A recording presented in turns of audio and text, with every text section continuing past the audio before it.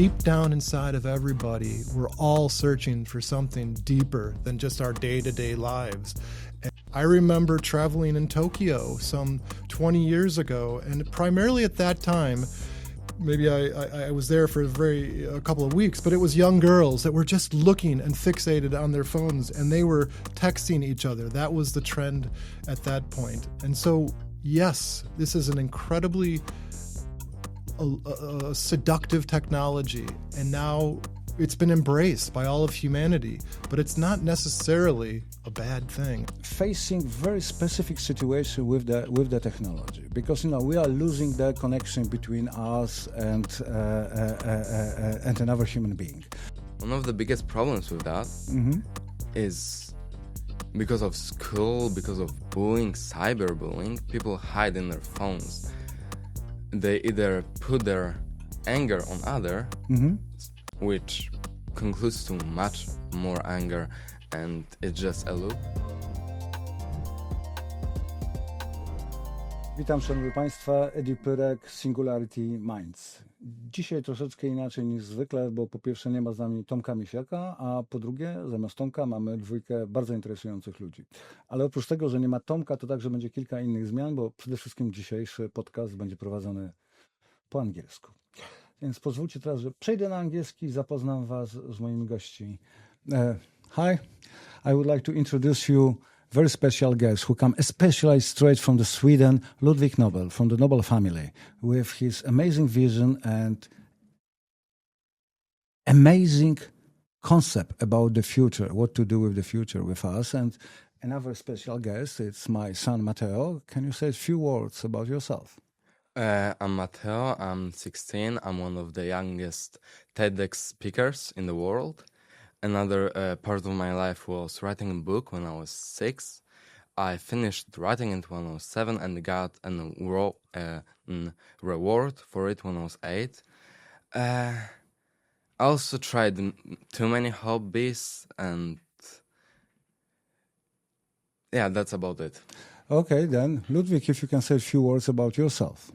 Absolutely. So, Eddie, thank you. I'm so glad to be here in Poland and in Warsaw and traveling around with you and learning so much about you. And I'm Ludwig Nobel, and I live and work in Stockholm, Sweden. So, and I have a vision to connect the elders, the wise ones, what I call the wise ones, with the youth of the world. And I feel that today it's a very important juncture we're facing as a planet and humanity, and that there's a disconnect between the youth and the elders, the ones that carry wisdom. So I'm so eager to start this platform and to kick it off here on this wonderful podcast today with you and your son, and to hear your son and his wonderful accomplishments. It's just an inspiration for us all. Yeah, thank you very much. But maybe first I will explain you guys why we are talking about the platform, about creating the bridges between the mentor, youngest, and the elders.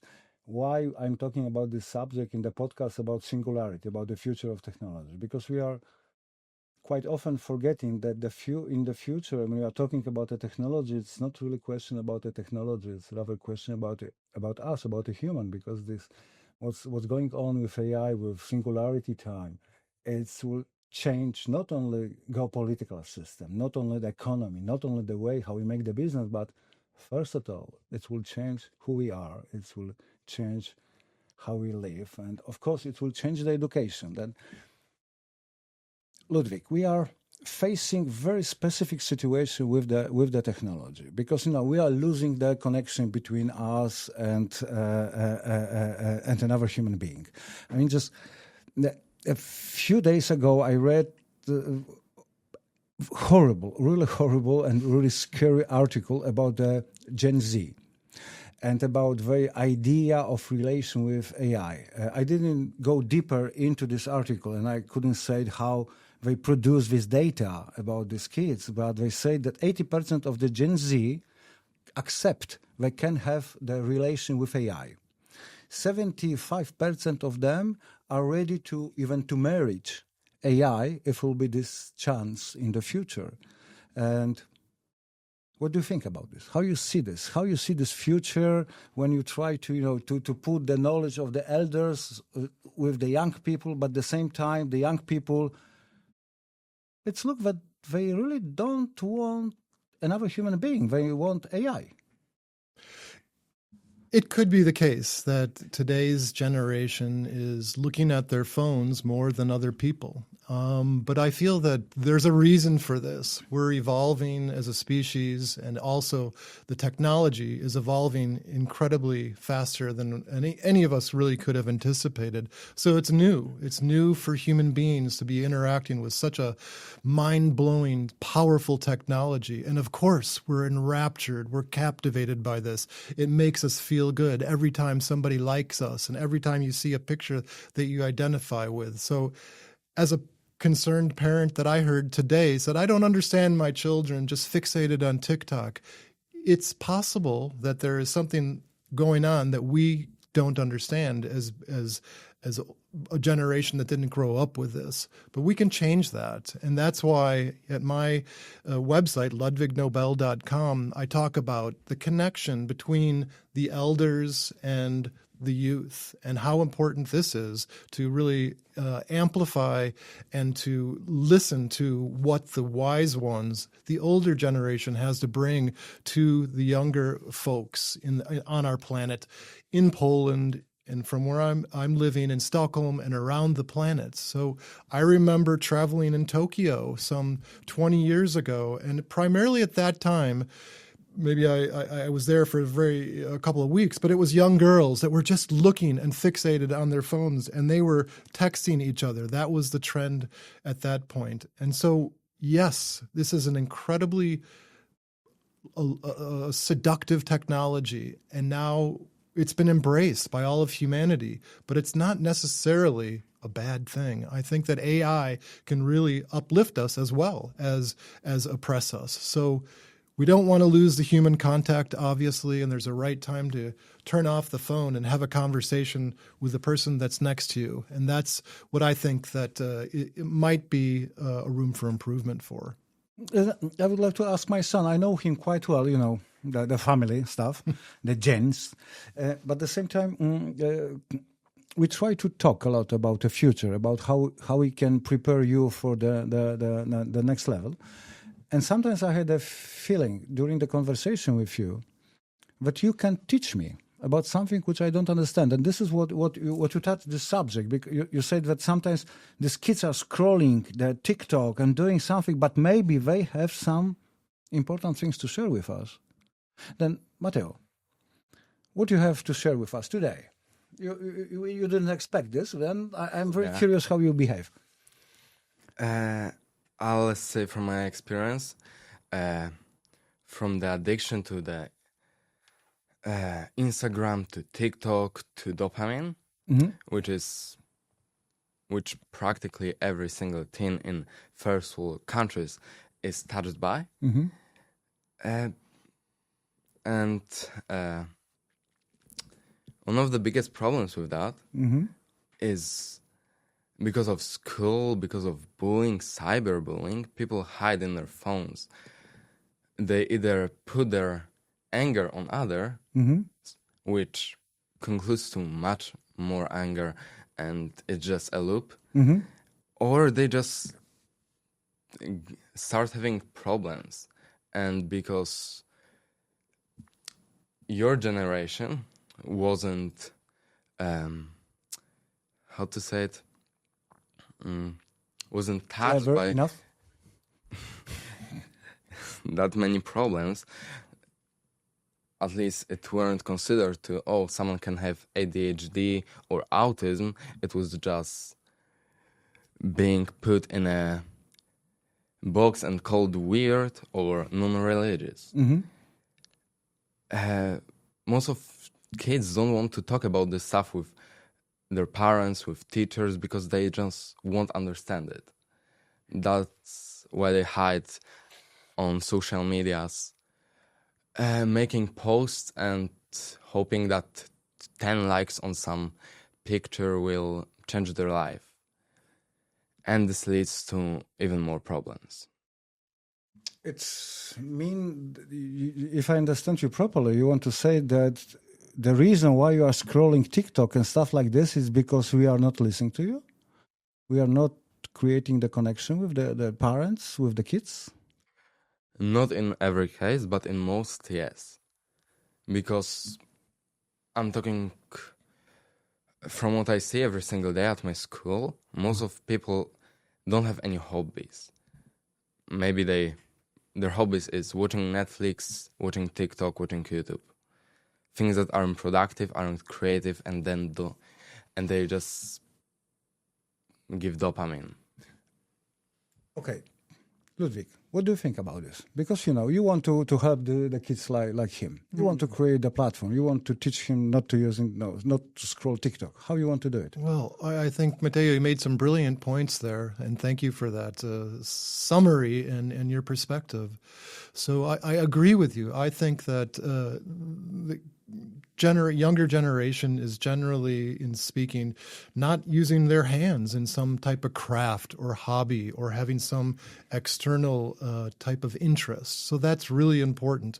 And how do you learn a craft? How do you learn a hobby? Well, you go to somebody that has experience about that, something that you're really genuinely interested.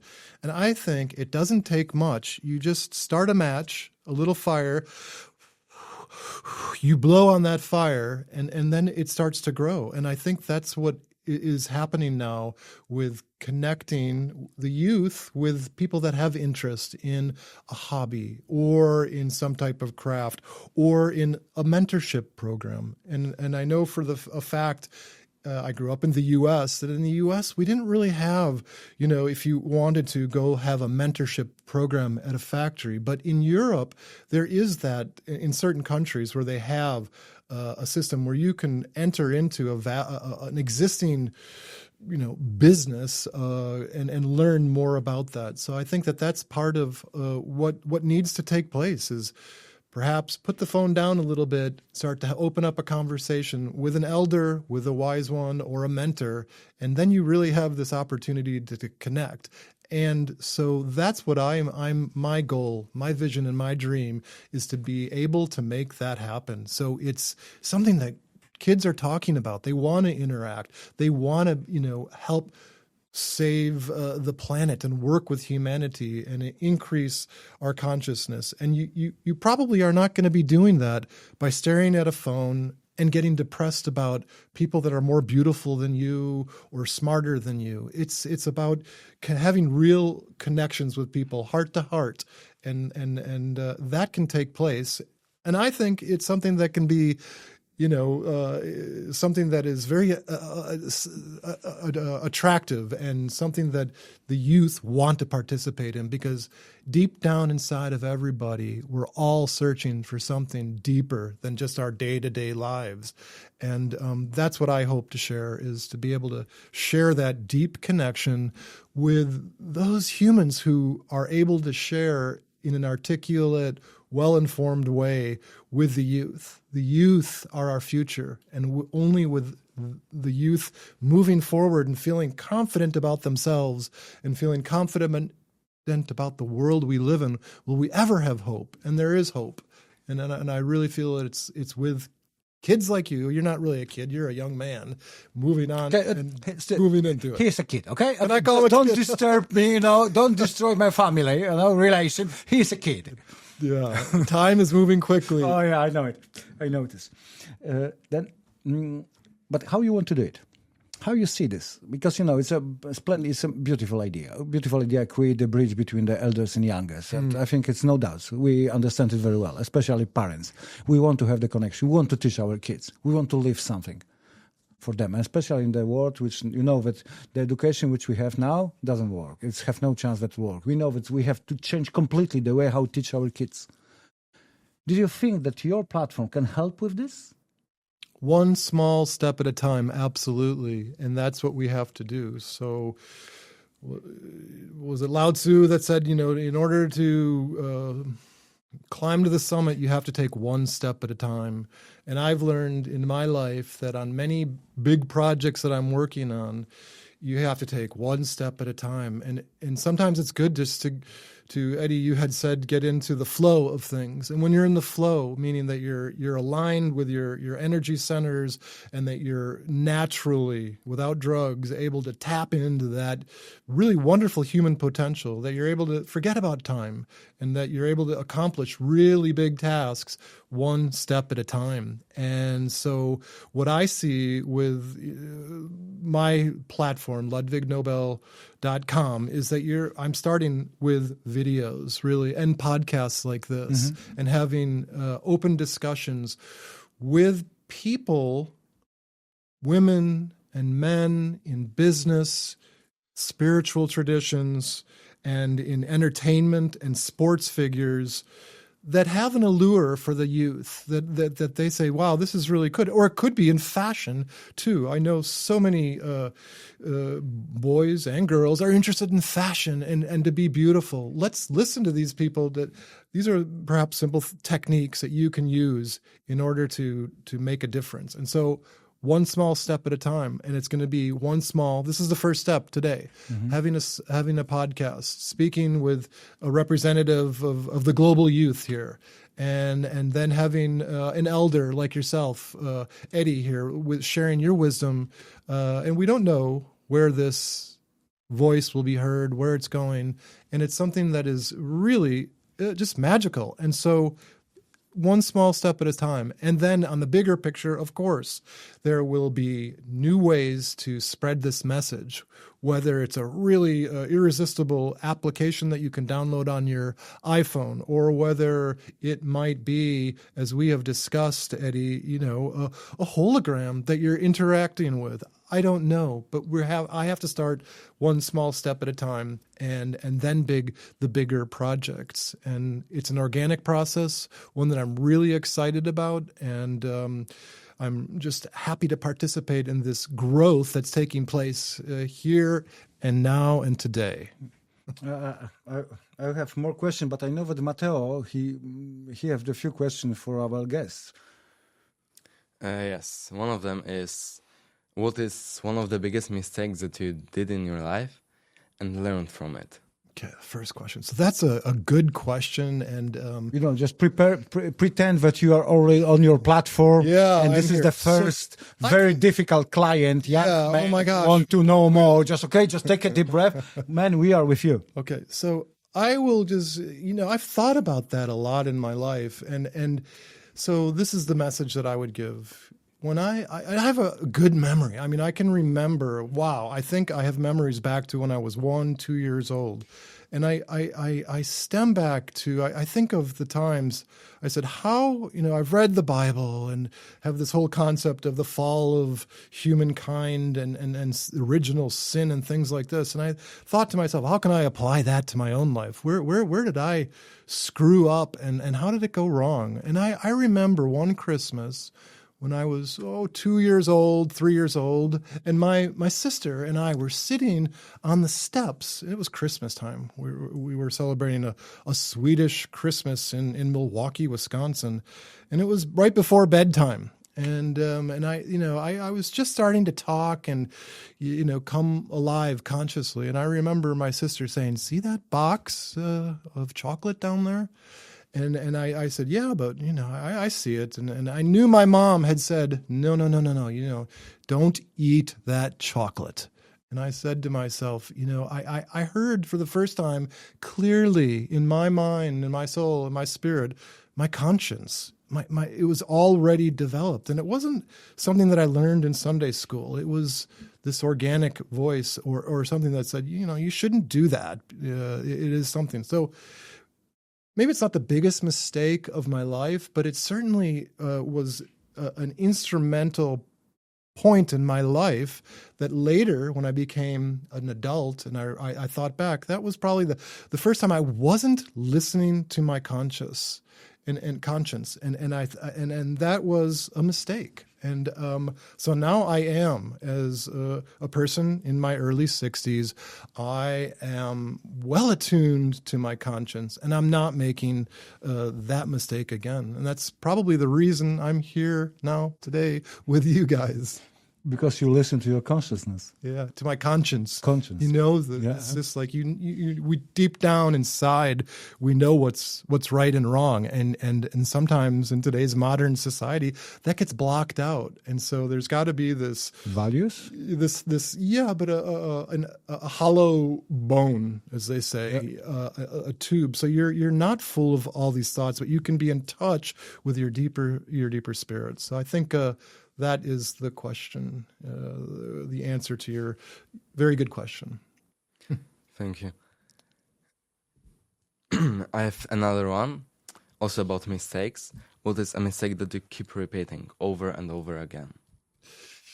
Oh, it's good that you didn't ask me. The mistake that I keep repeating over and over, and so it would be something like this. So every day I wake up, and there's this famous movie, The Groundhog Day, where you wake up in the morning and everything goes. You just keep doing the same thing over and over, and then you wake up and you do the same thing over and over again. And I think for me that the thing that I'm you could say struggling with is 99 or 98% of being enlightened and being a person of higher consciousness, so to say, is what you put into your body, what you put into your mind, what you're feeding your soul with. And so what I struggle with is perhaps, maybe it goes back to this chocolate box when I was 2 years old, but I like maybe foods that aren't so healthy for me. And so I every day I'm like, well, should I eat that extra piece of pizza? No, I know pizza is not maybe the best thing. But so I would say it's related to what I'm putting inside of me. And that is a mistake that I perhaps repeat again and again and again, and I can do better at. Good one. I like it because it's relate with me. I try not to repeating the big mistakes, but the small one which create us, like eating shit, or sleeping too long, or don't take care about your body. It's something which I'm repeating all the time. Yeah. More question, or we can go deeper into the technology. Yeah, I have two more. All right. One of them is, what is one thing that we would change about our school education system? Yeah. I mean, so not having lived in Poland and seen it, but I can speak in general terms because I certainly went through in the United States, where I was born, the public education system. And for the most part, it's wonderful. You go through the process and you are taught the standard doctrine over and over and over again, and they just move you through from K4, kindergarten, and then you go into first grade, second grade, third grade, and on through grade school, and then you go to high school and then college. And so the public education system could improve two ways that I think that it needs to be improved. One is, let's pay our teachers better. Let's treat them as rock stars. They're the ones who have the future in hand. And so I think that our teachers are paid too little, and they need to be respected. It needs to be up there on the level of doctors. And you know why that is? Because, a good income, good money attracts brilliant minds. And maybe perhaps most of the brilliant minds don't want to go into teaching. That's not to say that our teachers out there today aren't doing a fantastic job, and there are a lot of good ones, but I think the probability is a lot higher, much higher, if you have, really good salaries for the students. And then also, the other critical factor, the second one, is that the public education system needs to be open for all. And I mean everyone. It's got to be equal and getting a really good education there. So I would say this democracy needs to flow through the public education system. We need, no matter your economic status in life, you need to be going through a good school, and there shouldn't be a lot of difference between a school that's located in the inner city or one that's located in the wealthy suburbs. But the fact is that that's just not the case. And in the U.S., we were busing in kids, and we just need to build up the public school system so it is something that works, that has brilliant teachers, and that is an infrastructure that we can depend on to turn out really smart people. But at the same time, how we can, I'm completely agree. The teachers should have better money, and we should take care about the level of the education in any school, in the village, in the city, doesn't matter where, because it should be the public and for everybody the same. But, and it's always but, Yeah. but we know very well that the world is changing rapidly, very quickly, full of black swan. We have no slight idea what will happen in the next 2, 3, 4, 5 years. And our education system, it's still sitting in the Industrial Revolution. It's still the chair, the same desk, almost the same story, teaching about literature, about writing, math, sometimes religion, art, and things like this. That's all. And we know very well that this education is not preparing our kids for the future. What do you think, with your experience? How we can fix it? What we can do with this? So I go back again to when I was in grade school, and there we had a system where students were assessed through their IQ at that time. You take a test, you're assigned a number, and then you're either in the C track, the B track, or the A track. And then there's even those that had certain privileges, you could say, if you were above this A track. And those students at that time, this is before PCs become PC, yeah, just about. But before PCs and the computer revolution. But I didn't have access to that. It was only granted to those brilliant students and that had the access to the computer system at that time. And so I think that how do we create equality in the classroom?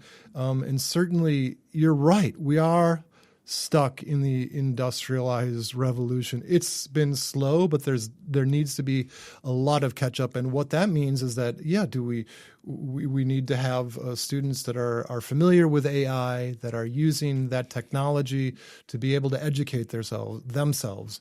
And so that's a big part of it. It's not there right now. But of course, we have to teach our kids about AI, about a new technology, but I think it's not everything. I mean, especially that in the nearest future, AI will take most of the jobs, most of the things which we are busy now, especially the guys who are working with the brain. Most of these things AI will do, and how and what we want to teach the kids. I mean, this is the question to you, because you are living with the kid. You are a kid, apart that you are a young man, but you are the kid. You are still in the secondary school. What do you think? What you have to learn? Is this education prepare you for the future? Giving you the tools, a part of AI, but AI you learn more at home. I assume that in school. How it is? I'll repeat most of the things that I said on my TEDx, but no, our school doesn't prepare us for the future. It was preparing us for the future 10 years ago, 100 years ago, not today. Then how this is the question, I think, from my side, and the same time, Ludwig, from your side. I mean, just what you need, how we can help you, how we can help you grow, how we can help you to be ready for this the world which is just knocking to the doors. First of all, we need to learn how to live in a world of constant changes. Also need to try new things, because you don't have enough the new things where you scroll the TikTok is all the time new things. It's this dopamine, rush. I'm talking about trying new things, not seeing them. Okay, when you see the difference between experience the new things and the seeing the new things. Yes. Okay. From trying new things, you adapt to changes much faster. You change the way you think, and you can transfer things that you learned from one place to the other.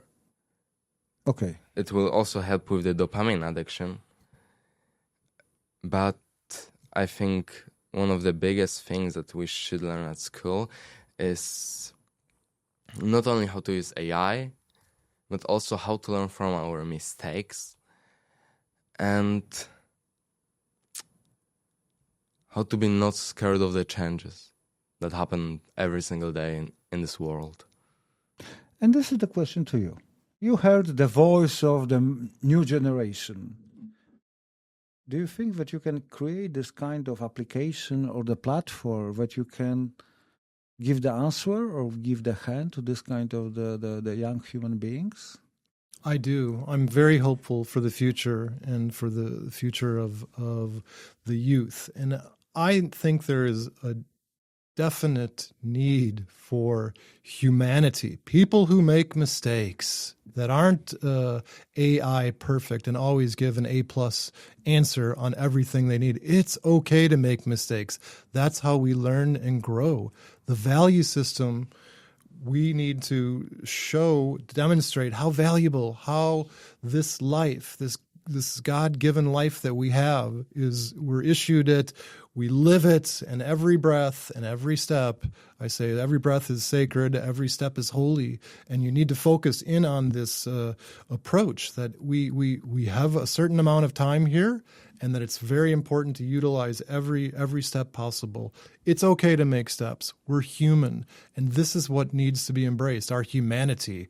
We are organisms, and we have this wonderful spirit residing within this organism, and now we have this incredible tool and tools that we can use to help advance humanity to the next step without losing our souls, without creating this, world of no hope and dominion by machines.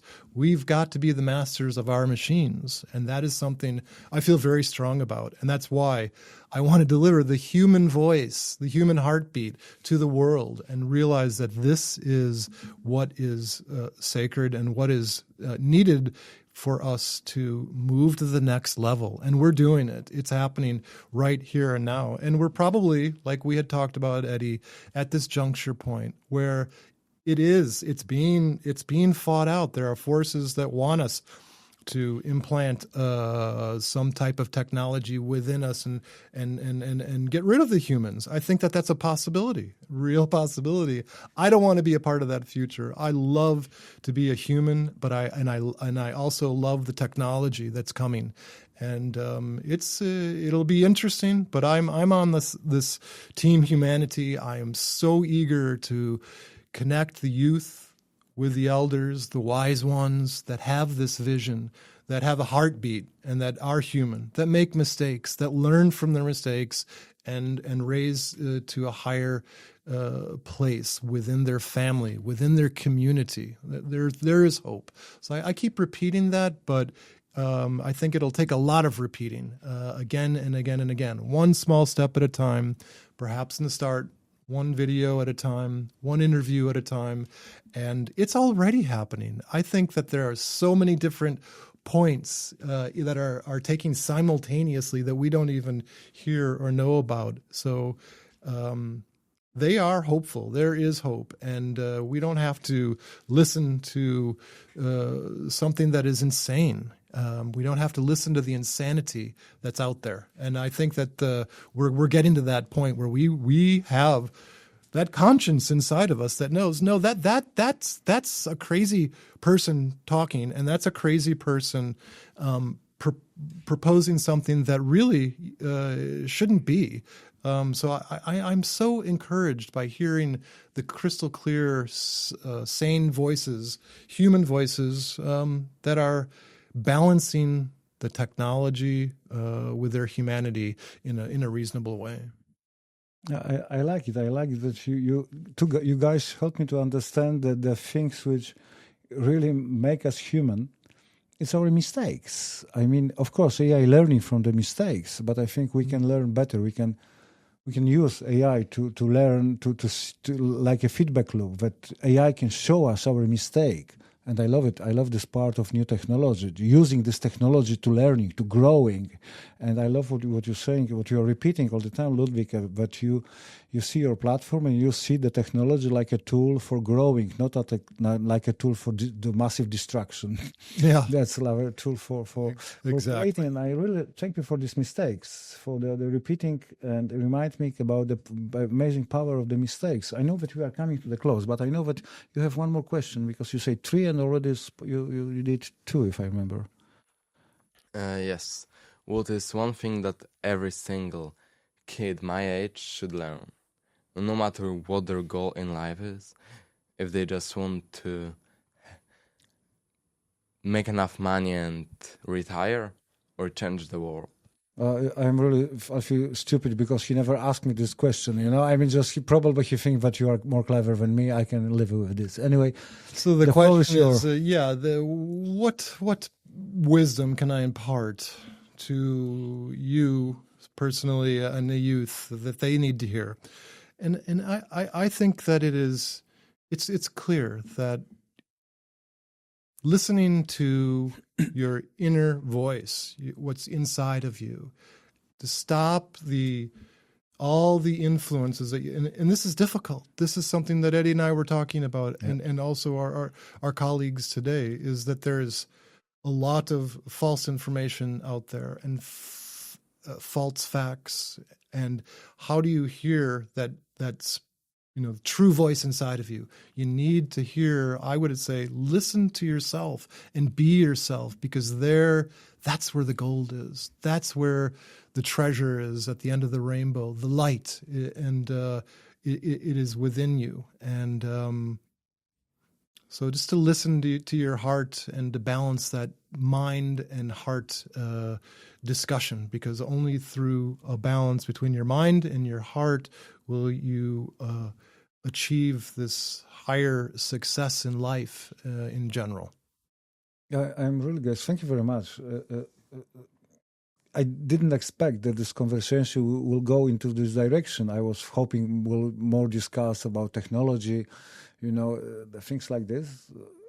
But you show me that the most important things in our life is learning from the mistakes. Second, that if you are thinking about the singularity time, singularity world, the world in full of changing, the most important skill is not to know how to use the AI, but the most important skill is to listen to yourself, to be in tune with your inner voice, with your unconsciousness, with your consciousness, with your dreams, with your belief system.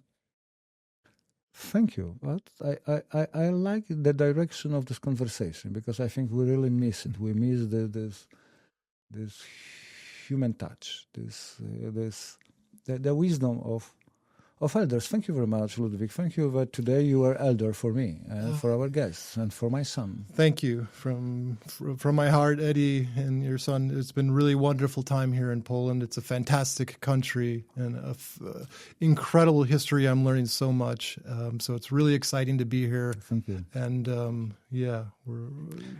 And thank you, Mateo. And thank you very much. Dziękuję Państwu. Mam nadzieję, że z ciekawością posłuchaliście wizji Ludwika Nobla, który stara się zrobić jedną rzecz w swoim życiu, tak naprawdę, zbudować przestrzeń, zbudować platformę, w której ci starsi będą mogli porozmawiać się z tymi młodszymi, w których ci młodsi będą mogli też nauczyć czegoś nowego o życiu tych starszych. Dziękuję i zapraszam na kolejne spotkanie. Guys, thank you very much. Thank you very much. Thank you. I hope to see you next time. Thank you. Bye.